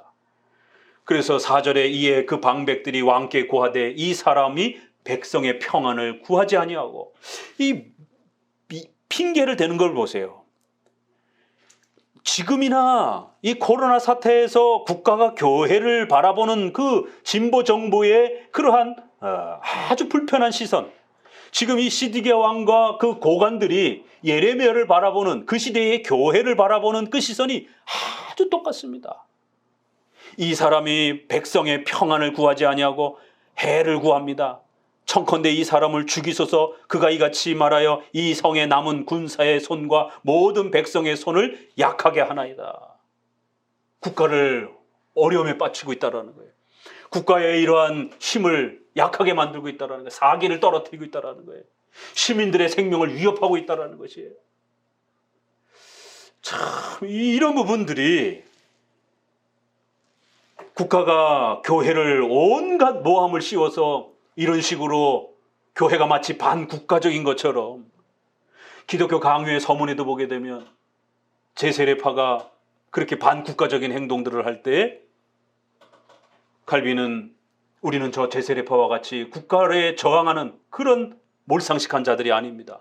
우리는 국가를 하나님이 세워주신 줄 알고 하나님의 통치권인 줄 알고 우리는 국가를 존중하고 국가에 순종하는 그러한 합법적인 그런 시민들입니다. 절대로 저희가 그렇게 국가를 전복한다거나 그렇게 걱정하시지 마시라라고, 절대로 우리 기독교인들을 반국가적인 그런 단체라든가 그런 시선으로 바라보지 마시라라고.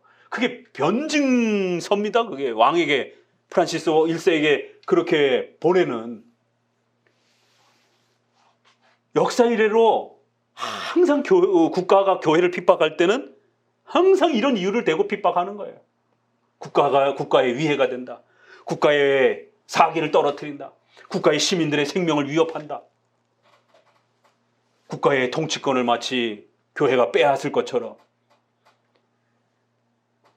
그런데 역사 속에는 우리가 새 스타일 있잖아요. 중세시대처럼 교회가 무력으로 국가를 지배하는 시대가 있어요. 그러니까 왕들은 권력을 한번 갖게 되면 그 권력을 교회가 다시 빼앗아가지 않을까. 교황이 왕을 임명하던 그런 시대가 있었단 말이에요. 그것도 1000년이나. 그리고 나서 지금 500년 흐른 거예요. 그러니까 이 왕들의 머릿속에는 자기들의 권력을 자기들이 독점하지 않으면 교회가 그 권력을 뺏어갈 것이다라고 하는.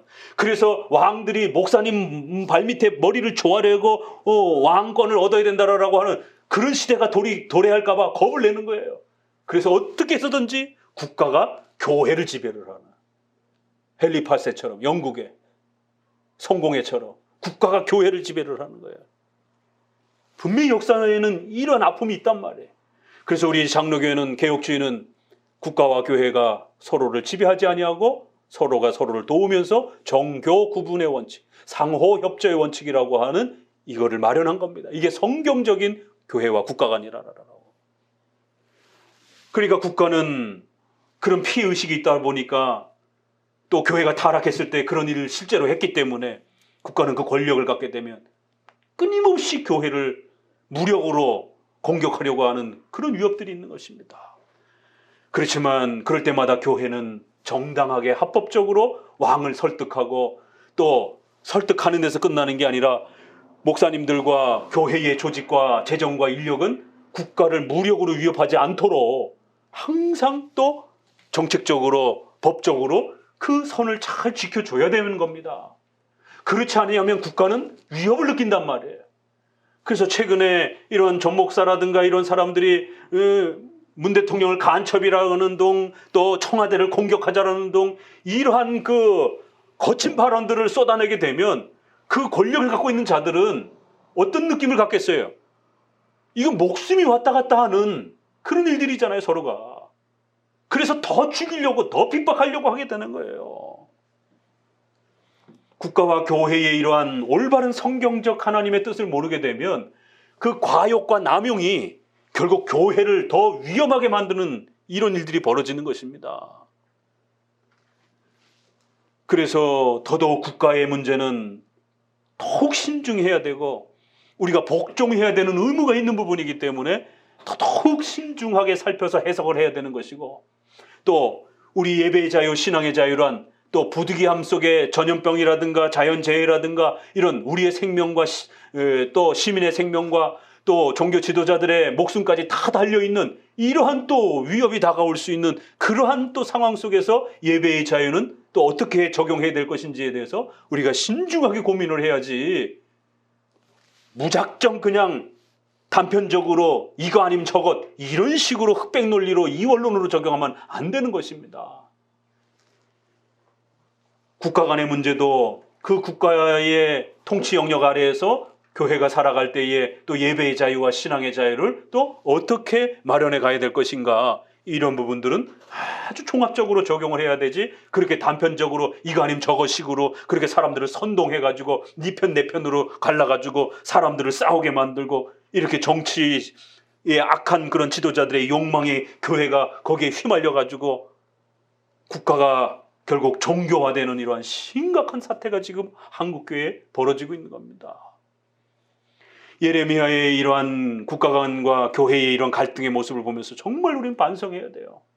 성도들의 목숨이 달린 문제, 이 전염병 아래에 성도들의 목숨이 달려 있는데 또 교회의 또 이러한 존폐의 또 이러한 고민들을 우리가 어떻게 고민해야 될 것인가, 어떻게 적용해야 될 것인가, 이건 아주 어려운 문제입니다.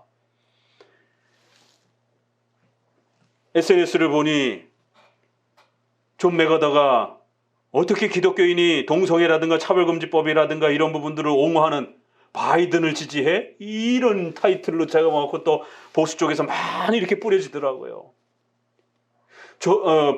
존 맥어더는 국가 간에서 세대주의, 온건한 세대주의를 표방하고 있기 때문에 세대주의는 이원론적 적용을 합니다. 뭐 아니면 도, 이거 아니면 저것, 내 편 아니면 다 악, 이렇게 취급합니다. 굉장히 위험한 제세례파적인 그런 국가가 아니에요. 온건해도 마찬가지입니다. 그런 국가관을 마치 성경적인 국가관처럼 그렇게 끌어다가 한국에다가 적용하려고 하면 안 됩니다. 그런데 또 그게 잘 또 먹혀요. 소리 통해요. 왜요? 한국은 유교문화이기 때문에 흑백 논리가 또 잘 통한단 말이에요. 그래서 성도들을 내 편으로 확 선동시키려면 흑백을 나눠가지고 네 편 내 편으로 설교하면요, 사람들 마음 금방 휘어잡습니다. 지금 정강 목사가 그거 하고 있는 거예요. 그래서 지역 차별적인 그런 발언 막 분위기 띄우고 흑백 논리로 확 띄우고 이원으로 나누고 우리 쪽 편 아니면 다 악이라는 것이에요. 근데 문제는 그거를 돌려서 생각해 보세요. 그러면 저쪽에 있는 기독교인들이 이쪽 보수 쪽에 있는 사람들을 바라볼 때는 어떤 눈으로 바라보겠는가? 똑같은 눈으로 바라봅니다. 야, 어떻게 저렇게 보수하는 사람들은, 보수를 표방하는 사람들은 정치건 기독교건 간에 저렇게 몰상식하고 저렇게 반사회적이고 어떻게 저렇게 반의료적이고, 야, 이런 코로나 사태 어떻게 저들은 저렇게 행동할 수가 있지?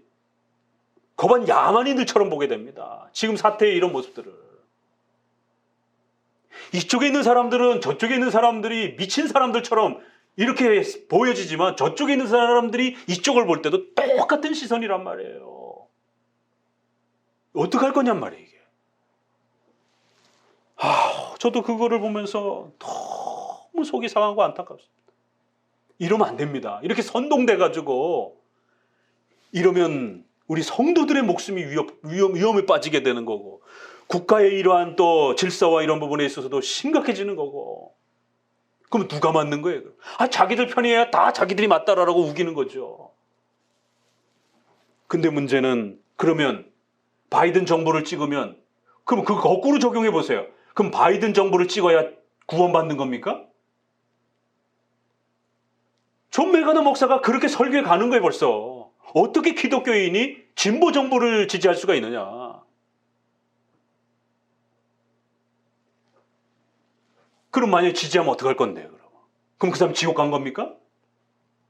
예수님을 부정하는 문제라면 우리가 쉽게 선택할 수가 있어요. 판단할 수가 있어요. 그러나 정치 문제는 굉장히 어려운 겁니다. 쉽지 않은 것이고, 정치는 또 여러 면들이 있기 때문에. 그럼 보수적 관점에서 보는 진보적 사람들은 다 사탄들입니까, 그러면? 그러면 대화 자체도 할 수가 없는 거예요. 우리가 같이 한 땅에서 살아가고 있는 사람들이고 또 같은 기독교인이라고 하는 사람들인데 대화 자체가 안 돼요. 왜? 사탄의 무리들로 보이니까. 그럼 저쪽에서 이쪽을 볼 때도 똑같은 겁니다. 야만인으로 보이는 거예요. 야만인들하고 어떻게 대화를 합니까? 반사회적이고 반의료적인 이런 몰상식한 인간들하고 어떻게 대화를 합니까? 대화 자체를 안 하려고 그래요. 이 보수 사람들 아주 거칠고 아주 극성분자들이라고. 자머니즘에 빠진 자들이라고. 상식도 없고 과학도 없고 의료도 없는 미친 사람들 취급을 해요. 대화를 안 하려고 합니다. 그러면 보수당을 찍으면 다 지옥에 갑니까? 아니, 예수님을 믿고 안 믿고를 따져야지. 어떻게 진보 정부를 찍느냐, 보수 정부를 옹호하느냐에 거기에다가 기독교인이냐 아니냐를 갖다가 함부로 그렇게 막 남용할 수가 있느냐 말이에요. 그래서 존 메가더 목사가 다른 부분에서는 훌륭했을지라도 최근에 국가관이 터지면서 미국도 마찬가지, 우리랑 똑같은 갈등을 겪고 있습니다. 거기에 존 메가더 목사가 기름을 붓고 있어요. 국가관 때문에, 잘못된 그 국가관 때문에, 이원론적인 극단주의적인 국가관 때문에. 그래서 마치 바이든 정부를 어떻게 기독교인이 지지할 수 있느냐라고. 당장 지금 누구죠? 웨인 그루뎀은 조금 더 보수적이고, 그러나 존 파이퍼인가요? 지금 미국에도 신학자들끼리도 논쟁이 벌어지잖아요. 그래서 파이퍼는 둘 다 싫다라고. 너무 정치적인 네 편 내 편 싸우니까 파이퍼는 차라리 둘 다 선택하지 않겠다라고. 지난번 미국 대통령 선거할 때. 그러니까 이쪽 좀 더 보수적인 웨인 그루뎀이라든가 그래도 트럼프를 지지를 해야지, 기독교를 좀 더 옹호하는. 그러니까 메가더 같은 또 이런 사람들은 어떻게 기독교인이 바이든 정부를 지지할 수 있냐. 그럼 거기 그 바이든 정부를 지지한 수많은 그러한 그 기독교인들은 어떻게 할 거예요, 그럼? 다 지옥 간 겁니까, 그러면? 목회자가 어떻게 그렇게 설교를 가볍게 할 수가 있느냐 말이에요. 어떻게 정당과 정치를 다른 선택을 했다라고 해서 그 사람들을 기독교인이냐 아니냐라고 갖다 함부로 그렇게 막 재단을 하냐 말이에요. 정치는 여러 생각이 있을 수 있는 거예요. 정치는 여러 적용이 있을 수도 있는 겁니다. 왜요? 정치는 OX가 없기 때문에. 만약에 그 부분은 그 바이든 정부가 실수를 했을지라도 다른 부분에서 더 잘하면 어떡할 거예요, 그러면? 이게 선택하기 그렇게 쉽고 만만한 게 아닙니다. 그래서 정치적인 어떤 선택 부분에서는 좀 더 우리가 여유를 갖고 나와 다른 생각을 가진 정치적인 어떤 행동을 한 사람들에 대해서 좀 더 숙고하고 기다려보고, 기독교인이기 때문에 그런 거예요. 우리가 교회사 속에 지난번에도 말씀드렸지만 아픈 그 3번의 역사, 최소한 영국 역사를, 우리가 웨스트민스터를 기본으로 보니까 영국 역사를 잊어서는 안 됩니다. 처음에는 왕당파와 의회파가, 그래서 우리 장로교는 의회파 편에 서서 카톨릭을 세우려고 하는 왕당파와 내전이 벌어진 것이에요. 그래서 크로멜을 중심으로 해서 의회파가 이겼습니다. 근데 1650년을 중심으로 해서 그 찰스를 어떻게 할 건가? 내비두면 분명히 또 성공의 카톨릭을 또 들여오려고 그럴 텐데, 죽이자. 아니다. 그래도 왕인데. 이 의회파 안에 이기고 나서 갈등이 생기게 된 거예요. 그래서 의회파 안에 죽이자파와 그래도 왕이니까 살려두자. 그러니까 살려두자라고 하는 신학자들이 갑자기 적구로 보이기 시작한 거예요. 찰스와 그 동료들에 의해서. 왜? 크로멜은 자기의 정권이 위협을 받으니까. 만약에 혹시라도 반란이 일어난다라면, 찰스를 데리고 다시 왕정을 수립한다라면, 그래서 찰스도 처형해버리고, 찰스 그래도 왕은 둬야 되는 거 아니냐라고 옹호했던, 형식상으로라도 왕을 죽이지 말고 그래도 국가의 이런 전통과 문화를 존중하면서 찰스의 모든 권한을 빼앗되 살려는 주자라고 그렇게 관용책을 표현했던 신학자들을 다 죽였습니다. 이게 장로교회의 역사 속에 있단 말이에요. 정치를 잘못 해석해서. 그리고 난 다음에 두 번째 피해 숙청이 크로멜이 존 오웬과 회중파를 중심으로 해서 장로파 목사들을 전부 다 처형하는. 왜요? 장로파 목사들은 장로 정치나 국가 정치나 권력이 독점화되면 안 된다라고 하는 견제 정치를 늘 이야기하기 때문에. 그때의 존 오웬이 궁중 목사로서 그 모든 것들을 진두지휘했단 말이에요. 이 아픈 역사를 우리가 어떻게 해석할 것인가? 그래서 장로파 목사들이 2번의 피해 숙청이 됩니다. 다 쫓겨납니다. 죽기도 하고. 3번째 피해 숙청이 일어납니다. 그러자 결국 크로멜은 절대적인 그 왕정을 다시 자기가 가지려고, 자기를 왕으로 등극하게 해달라고, 왕족으로 승인해달라고 요구하기 시작합니다. 그러자 존 오웬이 이건 아니지 않느냐, 아무래도 그래도. 그래서 왕 승인 요구를 존 오웬이 거절합니다. 그러자 크로멜이 이것 봐라. 그래서 존 오웬까지 숙청을 하고 추방을 하고 내쫓습니다.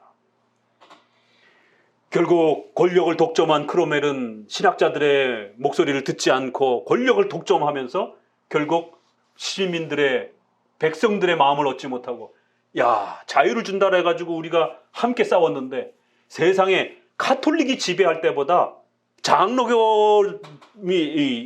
개신교를, 장로교가 아니라 회중파가 거기 주도를 했으니까 장로교가 아닙니다.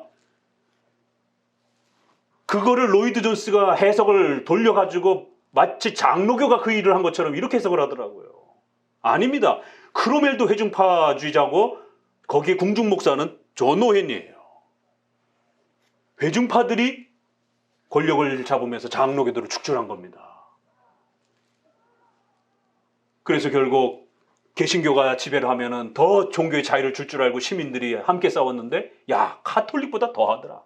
차라리 그럴 바에는 카톨릭이 지배하게 옛날이 더 낫다. 찰스가 통치할 때는 이렇게까지 혹독하지는 않았다. 그래서 결국 크로멜 정부를 저항하게 됩니다. 그래서 결국 크로멜이 죽고 나자 아들에게로 정권이 제대로 이양되지 못하고 반란이 일어나가지고 결국 왕정으로 다시 복구가 됩니다. 그래갖고 크로멜의 시체를 갖다가 부관참시 무덤에서 꺼내가지고 백성들이 얼마나 화가 났는지 그 시체를 그냥 갈기 찢어가지고 땅바닥에 내팽개쳐 버립니다. 그래서 지금 아일랜드라든가 스코틀랜드, 영국 이런 쪽에서는 아주 크롬멜을 우리가 쫑쫑 메리 이렇게 개에다 이름에다 부르는 것처럼 이쪽 계열의 사람들은 카톨릭 찰스 때보다 크롬멜의 복종이 더 아주 진절머리가 나와서 개 이름에다 불러갖고 야 크롬멜 이렇게 부르는 문화가 있어요. 국가의 이런 권력의 독점에 취하게 되면 그건 어느 시대나 마찬가지로 하나님 앞에 그렇게 죄를 범하게 된다는 이 영국의 이 아픈 역사, 국가와 교회의 이 갈등, 거기에 신학자들의 말을 듣지 않는 그런 국가의 악한 유정자, 또 회중파와 장로파가 크롬웰이라고 하는 정치가를 제대로 설득해내지 못해서 결국 네 편 내 편으로 나눠지면서 결국 친 크롬웰 파냐 반 크롬웰 파느냐로 나눠져 가지고 결국 피해 숙청이 일어났던 이 아픔을 잊어서는 안 되는 거예요.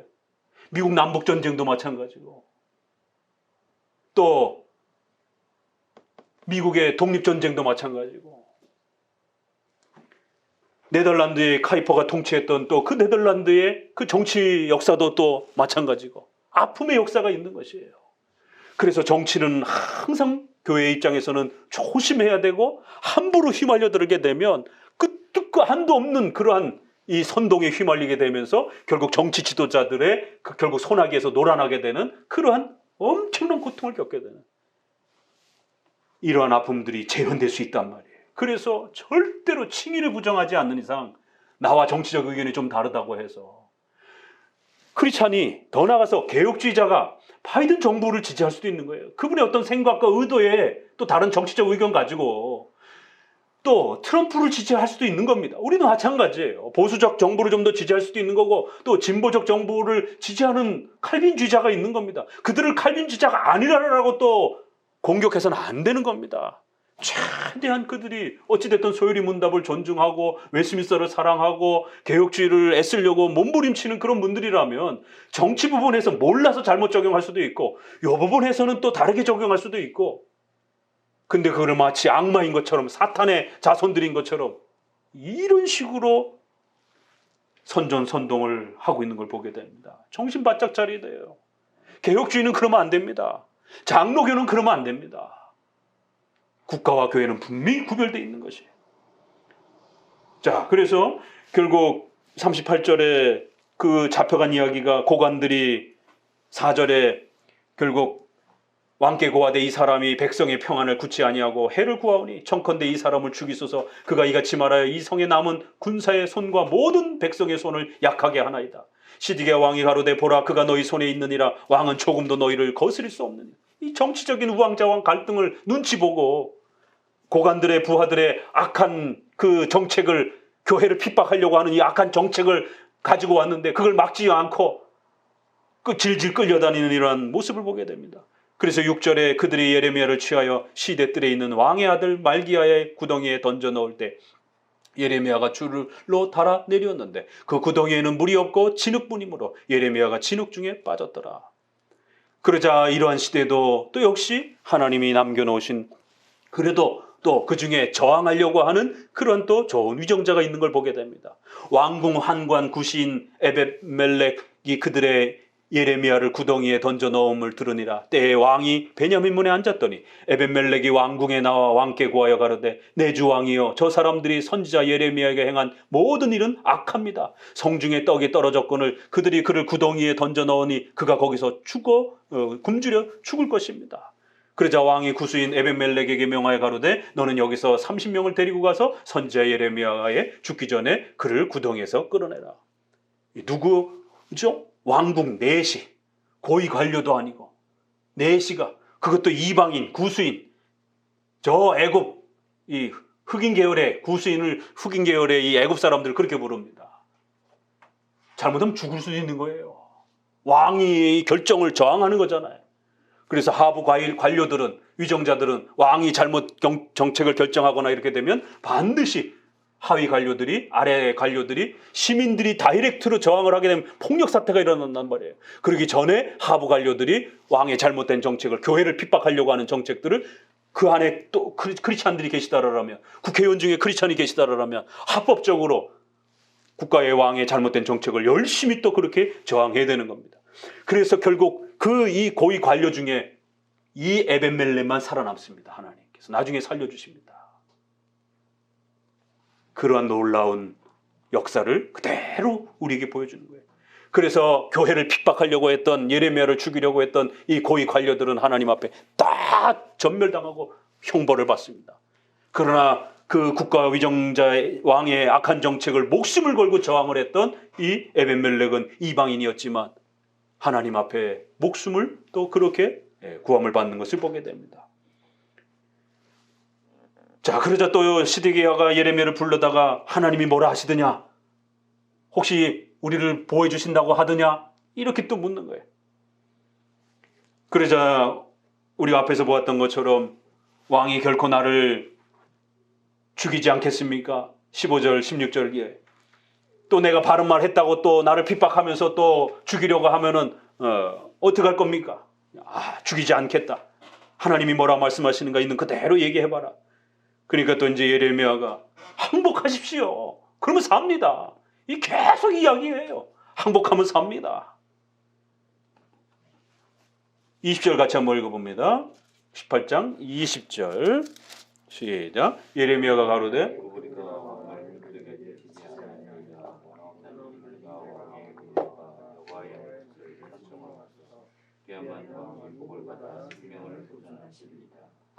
예, 복종하십시오. 갈대어 바벨론에게 항복하십시오. 그러면 삽니다. 그러자 19절에 뭐라고 핑계댑니까? 시드기야 왕이 예레미야가 이르되 나는 갈대인에게 항복한 유다인을 두려워하노라. 염려컨대 갈대인이 나를 그들의 손에 붙이면 그들이 나를 조롱할까 하노라. 또 여기서도 정치적인 고민을 하는 거예요. 만약에 내가 나라를 버리고 만약에 그렇게 항복하면 유대인들이 나를 어떻게, 백성들이 나를 어떻게 생각하겠느냐. 잘못하면 백성들의 손에 죽을 수도 있지 않느냐. 그러니까 현실의 이 갈등을 여러분 선택할 겁니까? 하나님의 뜻에 순종할 겁니까? 하나님의 뜻에 순종하자니 현실이 망가질 것 같아요. 그 예레미야는 하나님의 뜻에 순종하면 절대로 안 죽습니다. 그래서 예레미야가 다시 한번 그 무리가 왕을 그들에게 붙이지 않을 겁니다. 하나님이 도와주실 것입니다. 살려줄 겁니다. 걱정하지 마십시오. 자꾸 너무 현실에 그 반대되는 그 상황 때문에 갈등하고 고민하지 말라라는 것이. 하나님의 뜻에 명백하게 십계명에 맞는 뜻이면 현실이 좀 더 반대로 이렇게 다가와도 하나님을 의지하면서 순종하면 재정 문제도 해결이 되고 자녀 문제도 해결이 되고 여러분의 직장 문제도 해결이 되고 여러분의 또 질병의 문제도 해결이 되고 그런 거예요. 그걸 거꾸로 적용하게 되면 잠깐은 해결되어지는 것처럼 보여도 오히려 하나님의 뜻에 반대 방향으로 가게 되면 더 악화되는 겁니다. 만약 당신이 항복하지 아니하면 내 아내와 자녀들은 갈대아의 손에 끌려가게 되겠고 엄중한 징벌을 받을 것이라는 거예요. 24절에 시드기야가 예레미야에게 이르되 너는 이 말을 어느 사람에게도 알리지 말라. 그리하면 내가 죽지 아니하리라.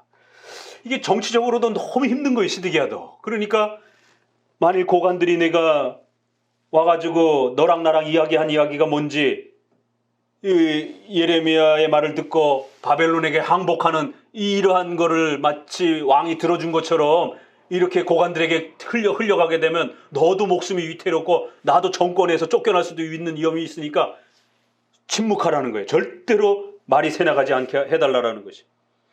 26절에 그들에게 대답하되 그러니까 실제로 고관들이 그 드나들다가 예레미야를 본 거예요.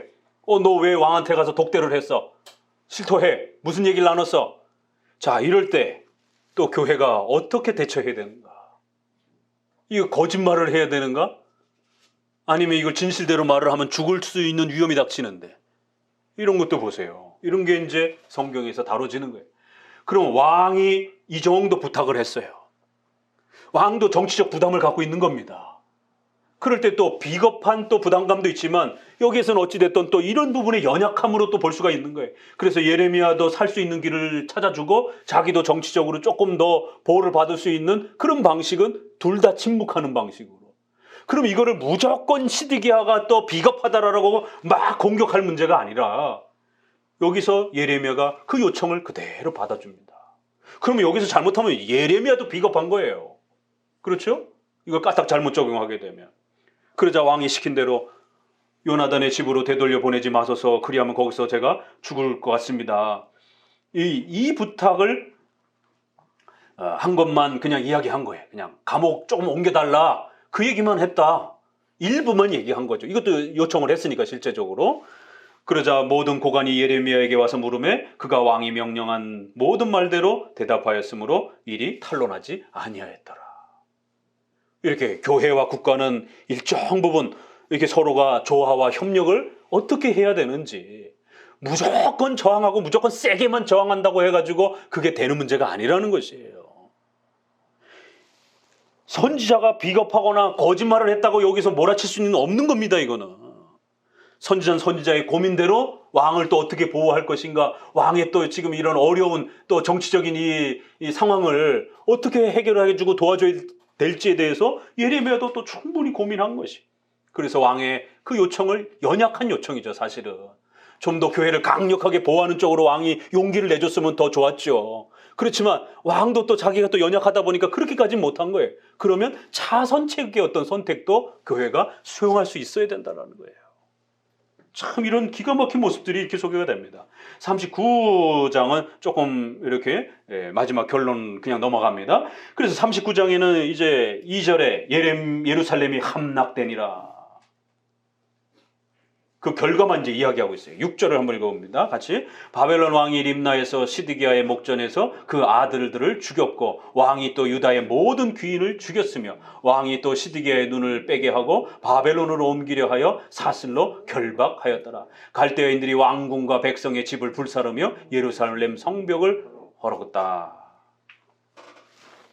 결국 마지막은 초토화되면서 하나님의 징계와 형벌을 받는 것을 보게 됩니다. 자, 그리고 15절을 읽어봅니다. 예레미야가 시대뜰에 갇혔을 때 여호와의 말씀이 그에게 임하느냐. 너는 가서 구수인 에벤멜렉에게 말하기를 만군의 여호와 이스라엘의 하나님의 말씀에 내가 이 성에 재앙을 내리고 복을 내리지 아니하리라 한 나의 말이 그날에 내 목전에 이르리라. 나 여호와가 말하노라. 내가 그날에 너를 구원하리니 내가 그 두려워하는 사람들의 손에 붙이우지 아니하리라. 내가 단정코 너를 구원할 것이다. 에벤멜렉을 살려주시겠다고 하나님 또 그렇게 강력하게 국가에 이렇게 저항했던 에벤멜렉을 하나님이 살려주시겠다라고 하는 엄청난 또 이런 복을 에벤멜렉이 받는 것을 보게 됩니다. 그래서 위정자들 안에서 교회와 관련해서 어떻게 해야 되는지, 잘못된 정책을 왕이 주도했을 때 교회를 보호하기 위해서 위정자들이 어떻게 움직여야 되는지, 또 교회는 국가가 최선을 다해서 도와주면 얼마나 좋겠습니까? 그렇지 못할 때에 최선책과 차선책이 주어졌을 때 때로는 또 차선책을 받아들일 수밖에 없는, 또 합법적인 방법으로 또 왕에게 어떤 교회의 요청을 또 절차를 밟아서 또 그렇게 요구하기도 하고, 무조건 그냥 왕을 욕하면서 그냥 막 무력으로 막 덤벼들고 그냥 막 왕을 그냥 무슨 똥개 이름처럼 그냥 막 그렇게 변형시켜가지고 대통령 이름을 막 그렇게 조롱하듯이 그렇게 부르고 이러면 안 된다라는 겁니다. 기독교인이. 내가 좋아하는 정부든 아니든 간에 하나님이 세우신 국가의 위정자라는, 하나님의 사자라라고 부르는 그렇게 국가의 통치권을 하나님으로부터 위임받은 자라는 말이에요. 그래서 복종과 저항의 이러한 부분들이 함께 조화를 어떻게 이루어내야 될 것인가. 그럼 오늘 우리 시대에는 어떻게 그러면 교회는 국가에 대응할 것인가. 좀 더 친국가일 때는, 좀 더 반교회적인 그런 국가일 때는 어떻게 우리가 또 대응해야 될 것인가? 이건 굉장히 어려운 문제입니다. 그래서 이런 대형교회 한두 목회자가 막 국가의 코로나 사태에서 막 저항하고 이러는 거를 마치 롤 모델로 삼아서 이러면 안 됩니다. 신학자들이 머리를 맞대고 신학의 원리를 찾아내야 되고, 또 여러 전문가들이 국가의 이런 상황들에 대해서 또 함께 의견을 맞대고 머리를 맞대어서 성명서라든가 이런 부분들을 끊임없이 또 기준을 마련하고, 그 기준을 마련하면 일선의 모든 또 교회들은 만족스럽지 못해도 또 그 안에서 또 이렇게 함께 존중해가는 그런 또 질서를 갖고, 그 선이 만족이 안 되면 또 다시 유정자들에게 또 강력하게 또 이렇게 서로 만나서 요청을 하고 또 의견을 제시하고 법적인 그런 또 저항들을 하고, 그게 만약에 받아들여지면 다행이지만 받아들이지 않는다라면 또 다음 기회를 또 기다려야 되는 것이고, 이런 게 다 하나님의 섭리를 의지하면서 움직여져 나가는 거예요. 지금 당장 우리가 원하는 만큼, 우리가 원하는 국가, 이거 제세례파의 국가가 아닙니다. 그래서 루터와 쯔빙글리와 칼빈의 이런 온건한 국가관을 못마땅해 해서 급진적 국가관을, 반국가적인 저항을 했던 겁니다. 그래서 센 저항적 국가관을 요청을 한 거예요. 그래서 전쟁을 일으킵니다, 결국에는. 이런 우리 교회의 역사를 결코 잊어서는 안 되는 겁니다. 지금 당장 저항해야 되고, 지금 당장 뜯어 고쳐야 되고, 지금 당장 우리가 원하는 만큼의 어떤 정책들을 얻어내야 되고, 이건 다 제세례파적 국가관이에요.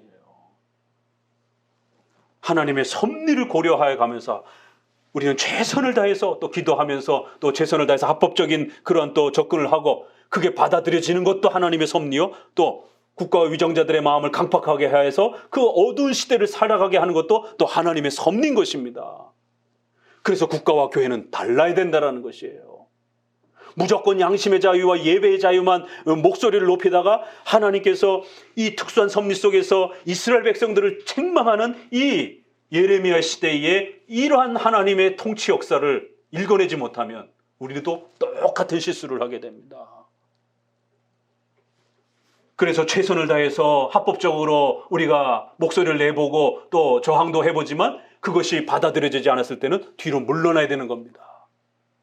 그리고 또 하나님 앞에 기도하고, 또 우리 크리스천들 가운데 또 이런 출중한 또 그러한 국가의 역할을 할 수 있는 인재들을 길러내고 시간을 버는 것이죠. 또 그 고난의 때를 참아내면서 법을 만들고 좋은 인재들을 만들고 좋은 콘텐츠를 개발하고 이러면서 우리 성도들을 훌륭한 시민으로 교회가 또 양성해 가면서, 그러한 또 시민, 우리 성도들이 시민이 돼서 국회의원, 시장, 또 이러한 정치, 의료, 법적 이런 부분에 진출할 수 있도록 힘을 길러내야 되는 것이죠.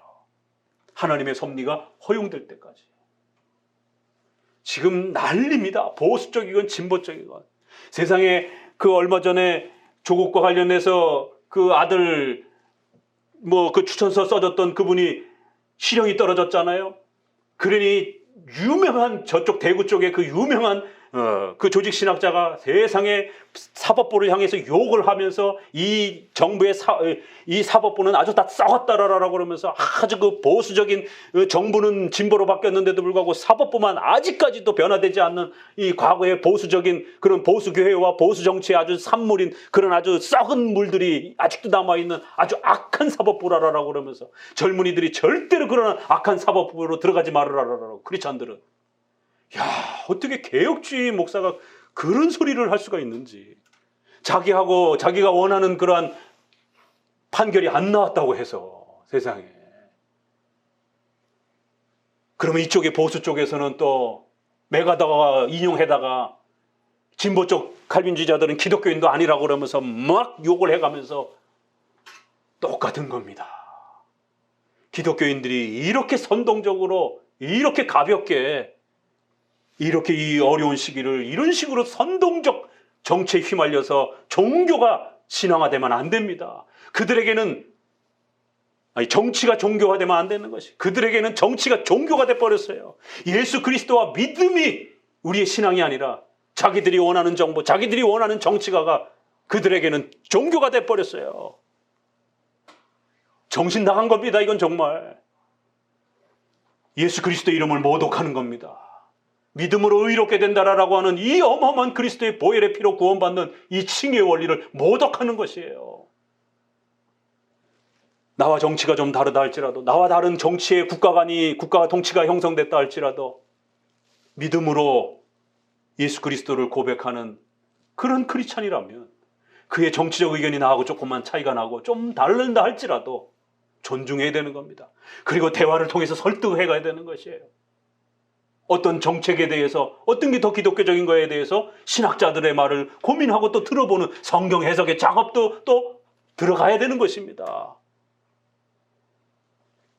이렇게 어려운 문제를 그저 자기의 정치적인 것과 안 맞는다라고 해서 바로 적인 것처럼, 그러면 정치가, 자기가 좋아하는 정치가가 그분에게는 신앙이 됐고 종교가 되어 있는 것입니다.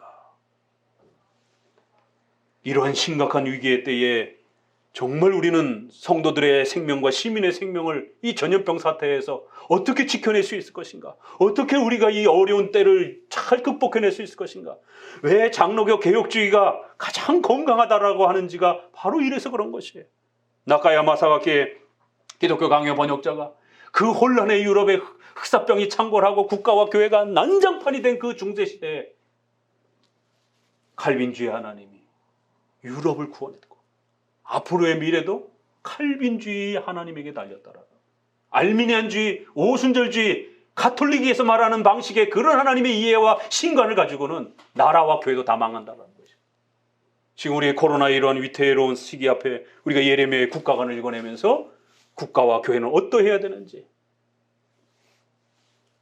하나님 앞에서 잘못하면 국가도 범죄를 하는 거고 잘못하면 교회도 범죄를 하게 되는 이러한, 그래서 마지막 39장에는 왕과 위정자들이 또 거기에 있는 교회에 속한 성도들이 다 끝이 바벨론의 그 포로 속에 자식들이 산채로 패대기 쳐 죽이는, 그럼 시드기야 왕 아들만 패대기 쳐 죽임을 당했겠어요? 고위 관료들의, 백성들의 리더들 역할하는 그러한 애들은 왜 후위를 도모하지 못하도록, 반란을 도모하지 못하도록 출중한 그런 고위 관료나 백성들의 리더들의 자녀들은 다 패대기 쳐서 죽인 겁니다.